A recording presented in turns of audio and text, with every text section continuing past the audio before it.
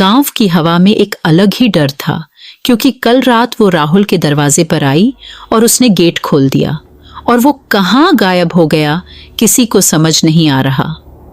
विजय और सोनू शहर से आए थे। कई हम लोग उस बात का आज भी पालन करते हैं।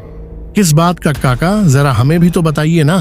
बेटा, वो हर रात को आती है दरवाजे पर और तुमसे दरवाजा खुलवाने के लिए तुम्हारे दोस्त, मम्मी, पापा, करीबी की आवाज में बुलाती है, और जिसने दरवाजा खोल दिया वो गया।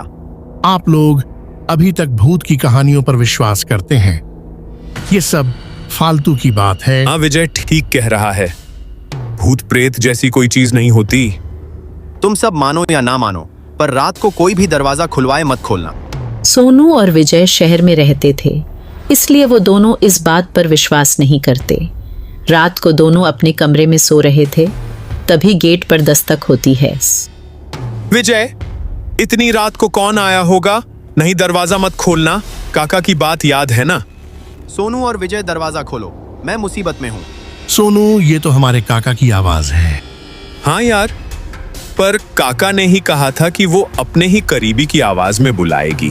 अच्छा, इससे पूछ कि हम सुबह बात कर रहे थे तो कितने आदमी थे वहाँ? काका ये बताइए, सुबह बात कर रहे थे तो कितने आदमी? कुछ देर के लिए सब शांत, कोई हलचल नहीं। तभी एक काले कलर की आकृति दरवाजे के पास दिखती है, जो अंदर आने की कोशिश कर रही थी। वो दोनों काफी डर गए थे। अगली सुबह दोनों बाहर निकलते हैं। उनके सामने वाले घर के पास एक बॉडी मिलती है। काका, इन्हें क्या हुआ और कौन है ये? इसने कल रात दरवाजा खोल दिया था। वो इसके पत्नी की आवाज में बुला रही थी, पर इसकी पत्नी 2 साल पहले मर चुकी है। ये अपने आप को रोक नहीं पाया।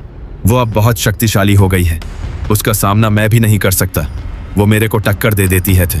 पर उससे बचने का कोई तो रास्ता होगा ना? रास्ता है। उसकी मौत कुएं में गिरने की वजह से हुई थी। अगर उस कुएं को बंद दिया जाए मंत्र से तो वो बाहर नहीं आ पाएगी। पर यह करना इतना भी आसान नहीं है, क्योंकि वो बहुत शक्तिशाली हो चुकी है। हम उससे जितना डरते हैं वो उतना शक्तिशाली होती है। तो मामा, इसका मतलब उसको शक्ति हम ही दे रहे हैं। अगर हम उससे नहीं डरेंगे तो उसके पास कुछ भी शक्ति नहीं होगा।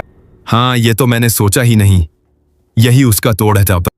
तांत्रिक को समझ आ गया था कि चुड़ैल को कैसे बांधना है और उससे कैसे बचना है। तुम सब कोई भी इस घेरे से बाहर मत जाना, नहीं तो वो चुड़ैल तुम सबको मार देगी।